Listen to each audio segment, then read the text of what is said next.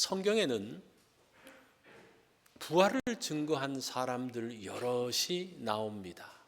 막달라 마리아가 이제 그런 사람이었고, 예수님의 제자들도 예수님의 부활을 증거했죠. 특별히 도마는 그가 정말 어떻게 예수님에 대해서 정말 드라마틱하게 고백을 합니다. 바울도 또 고백을 했죠. 그런데 누가복음은 부활의 증인으로 글로바를 등장시킵니다. 이 글로바는 성경에 딱 한 번 나오는 인물이에요. 그런데 무려 이 글로바의 사건을 23절에 걸쳐서 방대하게 기록하면서 이 글로바가 어떻게 부활의 증인이 되었는지를 보여주고 있습니다. 저도 이번에 이 말씀을 준비하면서 이렇게 글로바에 대한 부활 증인은 처음으로 좀 말씀을 전하는 것 같은 그런 생각이 듭니다. 그런데 굉장히 드라마틱하게 이 사람도 예수님의 부활에 대해서 증거합니다. 이것이 누가복음이 부활을 증거하는 독특한 방식입니다. 자, 그러려면 이 글로바가 어떤 사람인지를 좀 알 필요가 있습니다. 오늘 본문을 보면요, 글로바의 성격과 그 사람의 신앙이 무엇인지를 아주 자세하게 설명을 합니다. 자, 이 글로바는 예수님을 어떻게 생각하고 있었을까를 먼저 좀 알 필요가 있어요. 19절에 보니까 이르되 나사렛 예수의 일이니 그는 하나님과 모든 백성 앞에서 말과 일에 능하신 선지자이거늘. 자, 이 글로바가 말하고 있는 예수님을 보십시오. 나사렛 예수라 그래요. 나사렛 예수라는 말은 지명을 이야기하는 거거든요. 그러니까 객관적인 예수님에 대한 말을 하고 있습니다. 뿐만 아니라 이 글로바가 예수님을 향해서 선지자라고 이야기합니다. 하나님과 모든 백성 앞에서 말과 일에 능하신 선지자거늘. 그분 말씀하시는 거 보면 기가 막혀. 능력이 있어. 그 다음에 그분이 하신 일들을 보면 정말 우리가 상상하지 못했던 일들을 해. 그런 선지자야. 여기까지예요. 그 정도로 21절을 보면 또 이 글로바가 예수님에 대해서 뭐라고 말하는 거 아니? 우리는 이 사람이 이스라엘을 속량할 자라고 바랐노라. 이 글로바가 예수님을 향해서 예수님은 죄인을 구원하실 분으로 말하지 아니하고 이스라엘을 속량할 자, 이스라엘을 압제에서 구원할 사람으로 보았다는 겁니다. 자, 글로바가 어떤 사람인지 대충 좀 느낌이 옵니까? 이제 글로바가 이런 사람이었어요. 뿐만 아니라 이 글로바가 도대체 어디에 소속되어진 사람인가, 소속이 어딘가를 좀 볼 필요가 있습니다. 20절을 보면요, 이렇게 말해요. 우리 대제사장들과 관리들이, 대제사장과 관리가 우리에게 속해 있다고 이야기를 해요. 그 다음에 21절에 보면 우리는 이 사람이 이스라엘을 속량할 자라고 바랐노라. 이것도 같은 맥락이죠. 그러니까 글로바는 누구와 함께 합니까? 유대 종교 지도자들과 함께 했던 사람입니다. 뿐만 아니라 이스라엘의 구원을 기다렸던, 정치적인 메시아를 기다렸던 사람의 부류에 속해 있습니다. 자, 22절을 보면 또 다른 분위기가 나옵니다. 또한 우리 중에 어떤 여자들이 우리로 놀라게 하였으니. 자, 이 우리가 또 어떻게 되어지는지 보십시오. 24절에 보면 우리와 함께한 자 중에 두어 사람이 무덤에 가. 자, 여기서 분위기가 좀 다르죠. 이 글로바는 제자들을 비롯한 예수 믿는 사람들과 또 예수 믿는 여인들과도 같은 우리라고 말하면서 같은 소속인 것을 말하고 있습니다. 함께 잘 지내고 있다 그래요.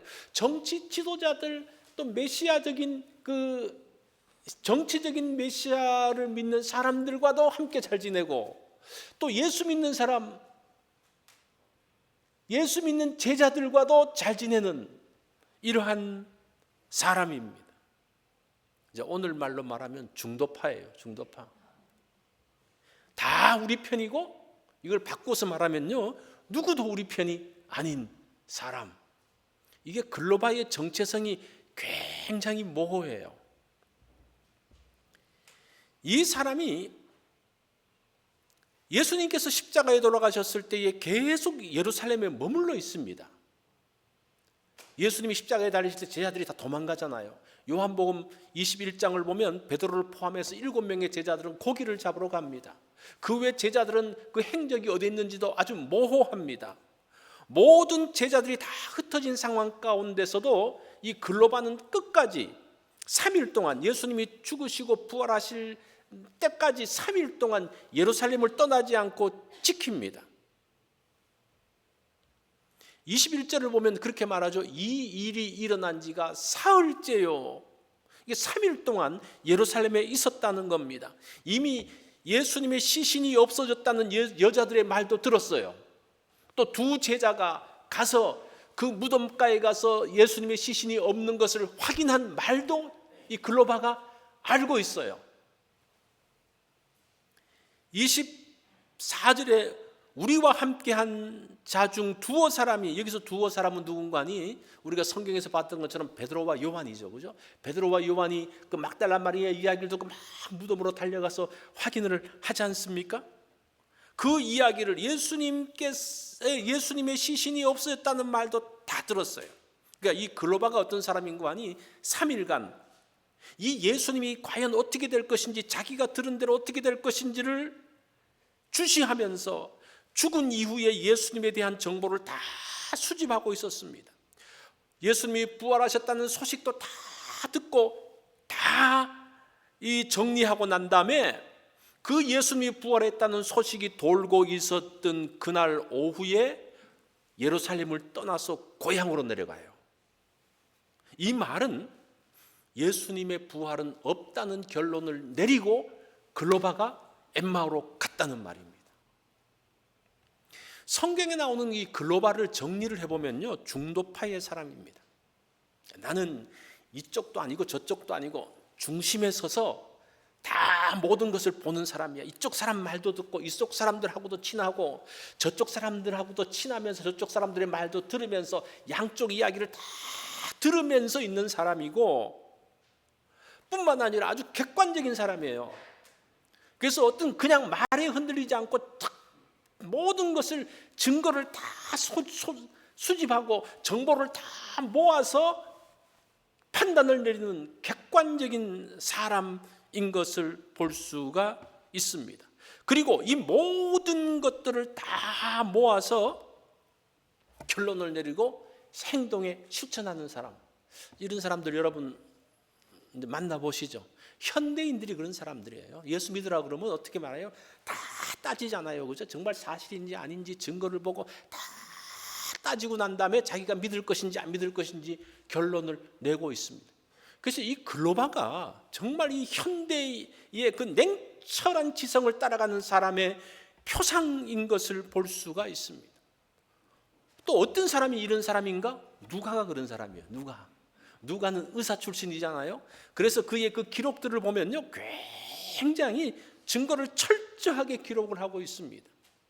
그러니까 이게 누가가 자기하고 비슷한 사람 한 사람을 세워가지고 예수님의 부활에 대한 것들을 증거하는 것이 오늘 본문의 내용이라는 겁니다. 그러면서 부활의 증인으로 누구를 등장시키는 겁니까? 글로바를 등장시키는 거예요. 그 글로바가 뭡니까? 자기가 수집한 정보 모든 것들을 다 해서 아니다, 예수님은 부활하신 것이 아니다라는 결론을 내리고 정리하고 고향으로 내려간 사람입니다. 자, 이 사람이 예수님의 부활을 믿게 됐다는 거예요.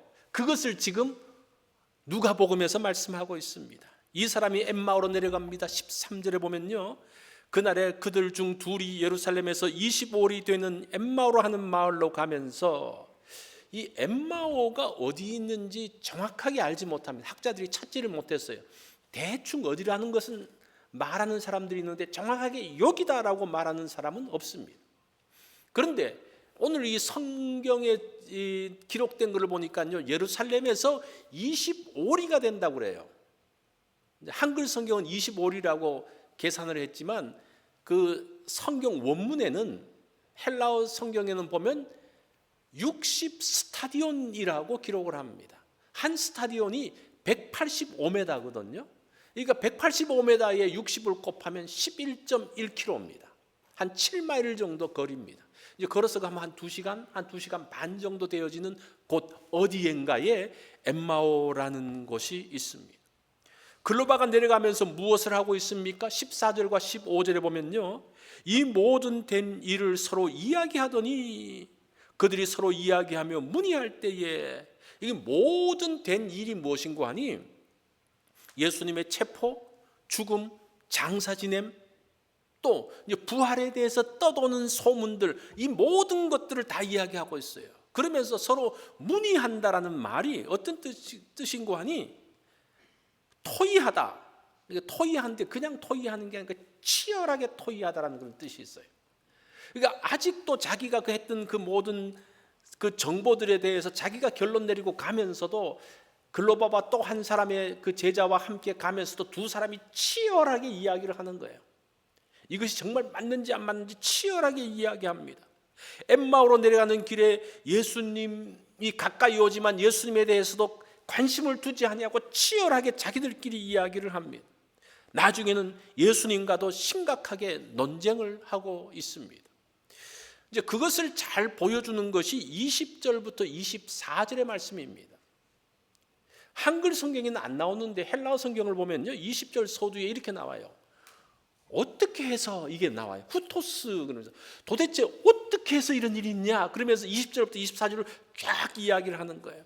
어떻게 해서 우리 종교 지도자들이 예수님을 십자가에 못 박았는지, 우리의 속량자로 생각했는데 어떻게 해서 이런 일이 있었는지, 어떻게 해서 여자들과 제자들이 예수님의 시신을 보지 못했다는 말을 하기는 했는데 왜 예수님은 보지 못했을까? 시신은 없어졌는데 왜 예수님을 보지 못했을까? 어떻게 해서 끊임없는 의문, 질문을 가지고 내려가면서도 끊임없이 토의하고 있는 모습들을 볼 수 있습니다.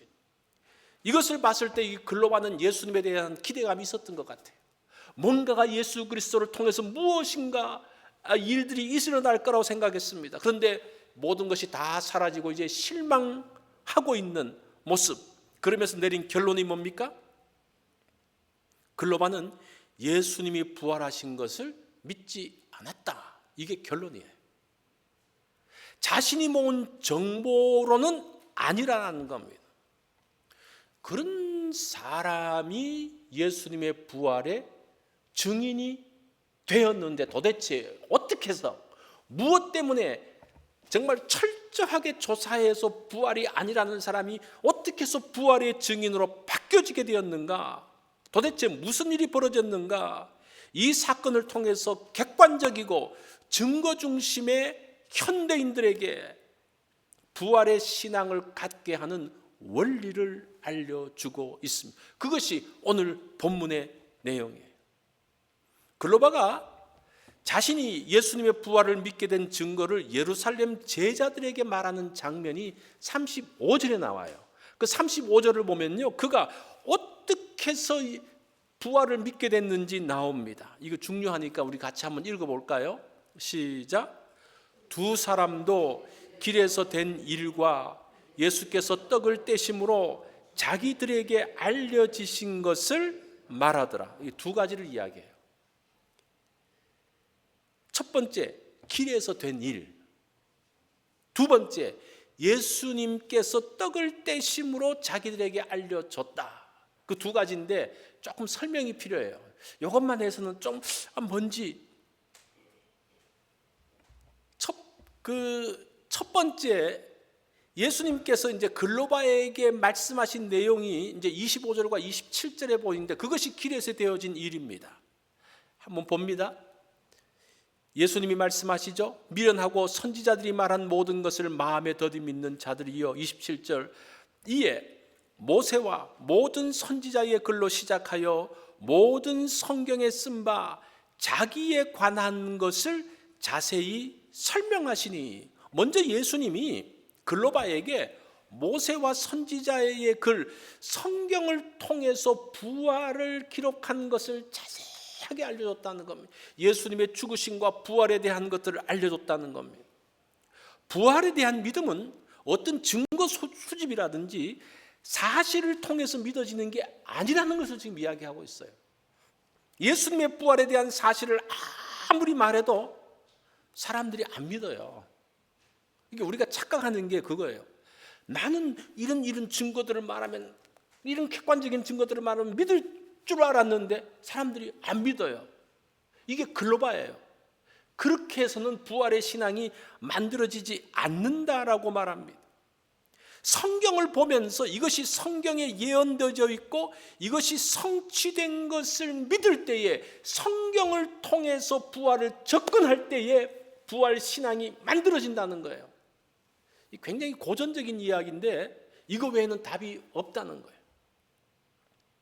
글로바가 이야기합니다. 32절에 보면요, 그들이 서로 말하되 길에서 우리에게 말씀하시고 우리에게 성경을 풀어주실 때에 우리 속에서 마음이 뜨겁지 아니하더냐, 그렇게 말해요.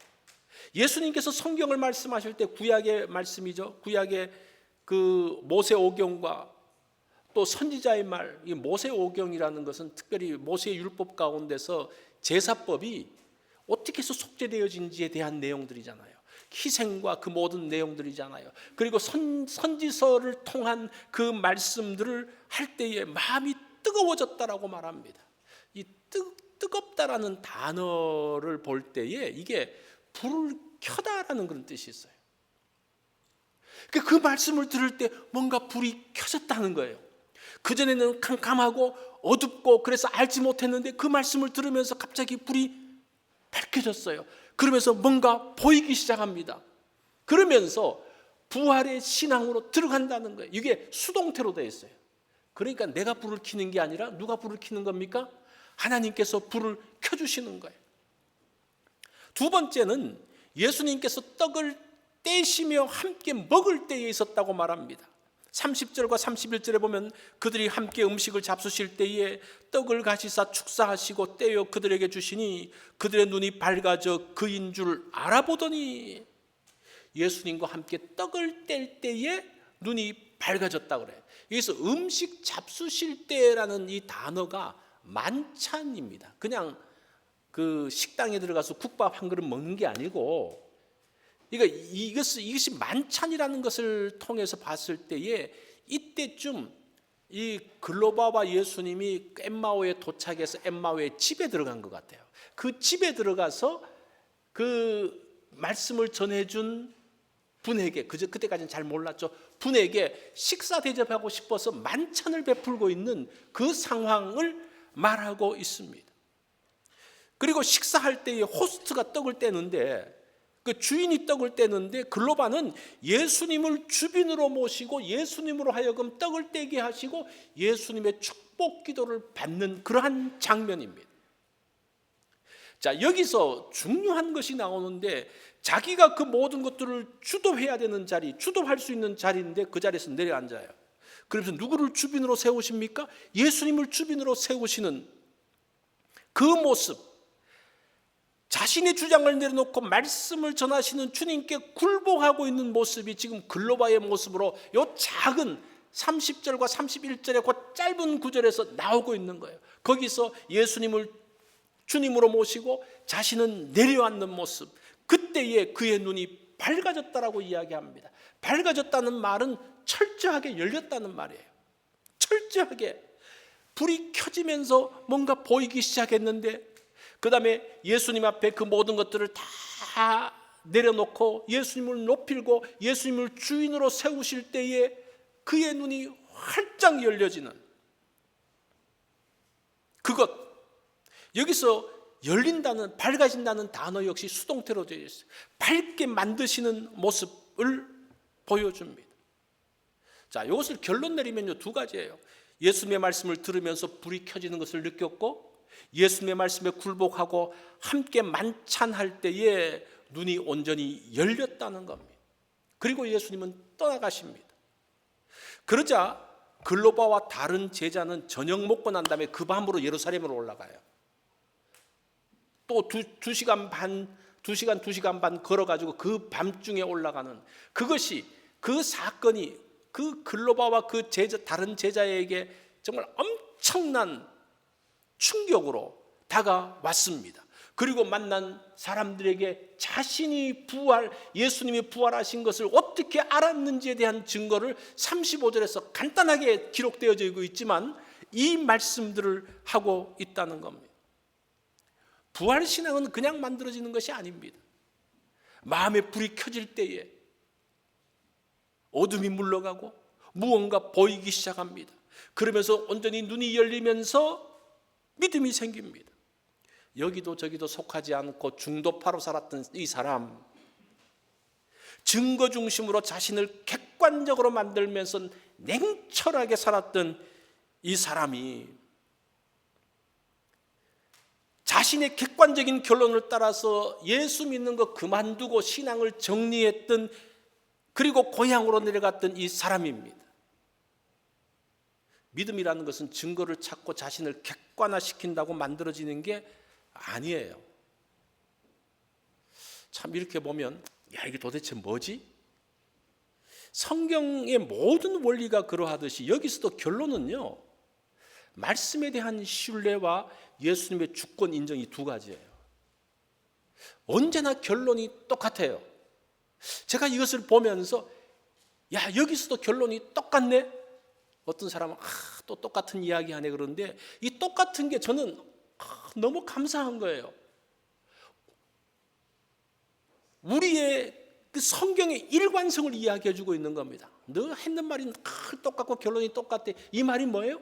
성경은 저 어떤 곳을 보더라도 동일한 일관성을 가지고 동일한 결론을 낸다는 것이 얼마나 중요한 믿음의 결론인지 몰라요. 여러분, 거기 따라서 결론이 달라지면 여러분 어떻게 믿겠어요? 그죠? 어떻게 해야 됩니까? 어떻게 신앙을 가져야 됩니까? 이것을 또 보니까 글로바가 예수님을 만나고 부활 신앙을 갖게 되어진 것들을 보니까요, 또 똑같은 결론이에요. 그 말씀을 들을 때에 마음이 뜨거워지고, 또 예수님의 주권을 인정할 때 그를 로드십이라 그러거든요. 예수님을 나의 인생의 주인으로 모실 때에 그의 눈이 온전히 밝아지면서 믿음의 자리에 들어가는 것. 이 결론을 보면서 우리의 신앙이 바른 것임을 다시 확인하면서 감사했습니다. 저는 부활의 신앙은 사실을 찾는다고 만들어지지 않습니다. 제자들이 예수님의 손과 발을 보고 예수님이 먹는 것을 보아도 믿지 못합니다. 이게 지금 40절과 41절의 말씀이거든요. 손과 발을 보이시나 그들이 너무 기쁨으로 아직도 믿지 못하고 놀랍게 여길 때에 이르시되 여기 무슨 먹을 것이 있느냐 하시니 이에 구운 생선 한 토막을 드리니. 이것처럼 확실한 사실이 어디 있습니까? 손과 발을 봅니다. 예수님의 그 못자국을 봅니다. 이게 귀신 아니냐? 근데 음식 먹는 걸 보면서 진짜라는 것을 봅니다. 이러면 끝나야 되는데 예수님이 이 제자들이 못 믿으니까 44절에 보면요, 또 이렇게 말씀해요. 또 이르시되 내가 너희와 함께 있을 때에 너희에게 말한 바 곧 모세의 율법과 선지자의 글과 시편에 나를 가르쳐 기록된 모든 것이 이루어져야 하리라 한 말이 이것이라 하시고 이에 그들의 마음을 열어 성경을 깨닫게 하시고, 또 이렇게 나와요. 사실을 보여주고 난 다음에 그걸로 끝나는 게 아니라 다시 성경으로 다시 돌아가는 거예요. 그러면서 그들에게 확신을 심어주는데 결국 그 확신은 성경을 통한 확신이에요. 성경을 통한 확신이라는 게 뭡니까? 하나님께서 뭐라고 말씀하신 것이, 그것이 결론이라는 거예요. 다시 말씀을 기억하는 것으로 돌아가요. 그래서 요한복음에서는 뭐라고 말씀하십니까? 요한복음 14장 16장에서 또 다른 보혜사이신 성령님이 오셔서 하시는 일이 뭡니까? 진리의 말씀을 다시 기억나게 하시는 것이라. 이것이 우리 신앙의 근거인 것을 보게 됩니다. 부활 신앙을 갖게 되는 것은 전적인 하나님의 은혜입니다. 그런 과정에서 우리가 할 일은 말씀을 듣는 겁니다. 뿐만 아니라 그 말씀에 순종하고 예수님께 주도권을 드리는 것입니다. 그럴 때 마음의 불이 켜지고 눈이 열리게 됩니다. 그렇게 믿음이 생깁니다. 이 성경은 그렇게 이야기해요. 여러분들이 믿든지 안 믿든지 간에 이렇게 이야기를 해요. 왜 믿음이 생기지 않을까? 이렇게 안 했기 때문에 믿음이 안 생기는 거예요. 우리의 신앙은 너무나 심플합니다. 아, 또 그런 말이구나? 예, 또 그런 말이에요. 언제나 일관성 있게 성경 전체가 이렇게 말씀하고 있습니다. 글로바가 그렇게 믿음을 갖게 되었고, 그렇게 글로바가 부활의 증인이 되었다고 말합니다. 부활의 신앙은 다른 데 있지 않습니다. 부활의 신앙은 하나님의 말씀을 들으면서 생깁니다. 바울도 그렇게 말씀하죠. 그리고 예수님을 내 인생의 주인으로 모시면서 가능합니다. 모든 것에 통하는 믿음의 원리가 되어집니다. 이것이 부활의 아침에 우리의 신앙을 다시 불붙게 하는 말씀이 되기를 바랍니다. 이 믿음 가운데 여러분들이 서고 우리 교회가 이 믿음 가운데 든든히 서는 그러한 시간들이 되어지기를 바랍니다.